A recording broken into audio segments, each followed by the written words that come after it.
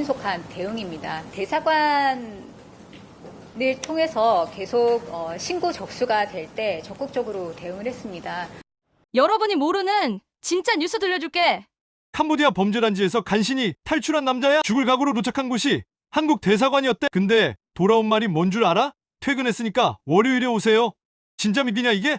결국 낯선 외국인 도움받아서 모텔에 숨어 이틀 동안 떨면서 버텼대. 살려고 도망쳤는데 또 죽을 뻔한 거지. 한국 돌아와서 신고했더니 진짜 뉴스 간다. 잘 들어봐. 경찰이 관할 아니에요. 심지어 변호사랑 오세요. 진짜 어이가 없지? 고소장은 등기로 반송되고 사건은 전국을 뺑뺑이 돌았대. 아무도 책임지려 하지 않았어. 국민이 죽을 뻔했는데 대한민국 시스템은 그냥 조용했대. 진짜 이게 나라냐? 이건 그냥 한 사람 얘기가 아니야. 우리 모두의 현실이야. 법사위 관련 영상 보여줄게.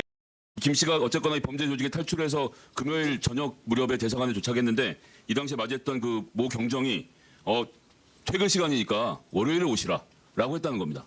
그래서 이분이 옆에 있는 다른 대사관의 외국인의 도움을 받아서 이틀치 숙박비를 얻어갖고 어디 모텔 이런 데서 묵다 월요일에 신고를 했다는 건데요. 이때 이제 어머니랑 통화는 됐어요. 그럼 어머니가 얼마나 놀랐겠습니까? 이분이 노원구에 계시는 분이거든요. 노원경찰서를 갔습니다. 근데 노원경찰서에서 뭐라고 했는지 아십니까? 아이고, 저기 담당자도 없고 외국에서 벌어진 일이고 저희가 신고를 받아줄 수가 없습니다. 이랬다는 겁니다. 정말 답답한 일인데요. 이 김 씨가 캄보디아로 출국하기 전에 가해자 박모 씨로부터 감금, 특수협박, 대출 사기, 휴대폰 차명 개통 등을 당한 다음에 금융채무 독촉이 이어지고 형사사건을 휘말리게 되자 박 씨가 김 씨한테 한 캄보디아 가서 한 2주만 좀 가서 고생하고 와라. 일하고 오라고 강요해서 출국을 했다는 거예요. 이렇게 되면 이 박 씨에 대해서는 국외 이송 유인죄, 사기, 감금, 특수공갈, 협박, 정통법 위반 등 여러 가지가 다 포함이 되는데 이걸 가지고 나중에 결국 신고하러 갔는데 노원경찰서가 뭐라 하는지 아십니까? 이번에는 이 피해자 담당자가 갔습니다. 이 담당자가 갔을 때 피해자가 갔을 때 변호사를 데리고 오라고 말을 했다는 거예요. 신고를 받아주지 않으면서. 좀 자세하게 보도록 하겠습니다.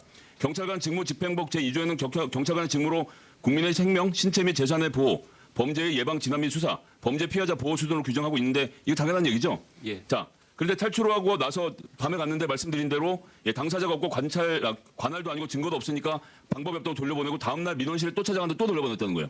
외국에서 아들이 이렇게 이꼴을 당했는데 대한민국 경찰은 아예 신고조차 받아주지 않았던 겁니다.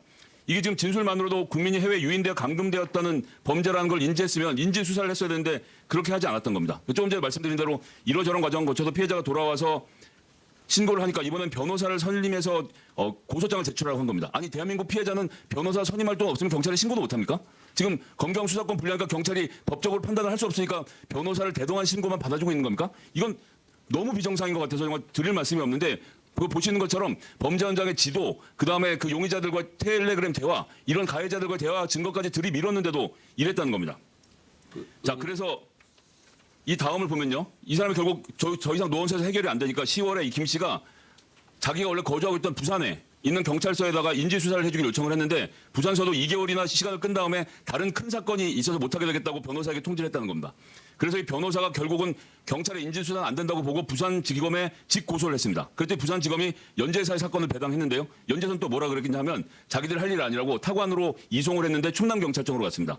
여기에서 이 피해자 박모 씨가 가해자 박모 씨가 다른 사건에 연결돼 있어서 충남경찰서에 처음으로 진술을 하게 된 거예요. 근데 여기서 웃기는 일은 뭐냐 하면 캄보디아 건에 대해서만 충남경찰청이 받아들이고 나머지 사기, 감금, 협박 여기에 대해서는 변호사한테 경찰이 고소를 취하라고 종용했다는 겁니다. 그리고 다른 데다 재고소를 하는데 재고소를 할 때는 사건별로 관할을 쪼개라고 했다는 거예요. 그럼 어떻게 되냐면요. 협박은 부산 금정, 감금은 부산 연재, 끌고 다닌 것은 전국 각지, 사기 대출은 경기도 부천, 담보 부동산 물건은 서울 강서.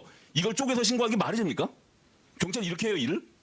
자, 이렇게 하고 나서 결국 범인의 원래 주거진 창원 서부서에 가서 특수협박 사기로 고소장을 제출했는데 이번엔 창원 서부서에서 뭐라 그랬는지 아십니까?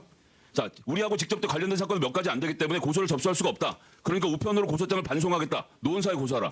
아니, 경찰이 고소장을 접수한 다음에 다른 서로 이관한다는 얘기는 제가 들어봤어도 등기로 고소장을 돌려보내고 고소를 거부하는 건 처음 들어봤습니다. 어떻게 이런 일들이 벌어지죠? 그래서 이 사건은 지금 노원서를 거쳐서 이번에 또 부산 금정경찰서로 가 있습니다. 자, 이번 사건뿐만 아니라 일선 경찰의 사건이 많다거나 복잡한 사건이라는 이유로 신고를 받아주지도 않고 고소장을 위법하게 발령하는 일들이 벌어지고 있는데 신부장님 뭐 하실 말씀 있으세요? 저희가 확인한 바로는 그 사건은 접수돼서 다 처리가 되는 것으로 알고 있는데 의원님 제가 지금 지적하신 드린 말씀은 하나도 안 들으신 거예요? 아니, 접수가 들었습니다. 됐죠? 예. 접수가 인제에서 경찰서에 갔다가 서울 노원서에 갔다가 충남에 갔다가 창원에 갔다가 사건을 반려했다가 등기까지 돌려보낸 상황이 됐는데 이게 지금 사건이 접수가 돼서 처리가 됐다고 말씀하실 수가 있습니까? 정말 너무 예, 어이가 없는데요.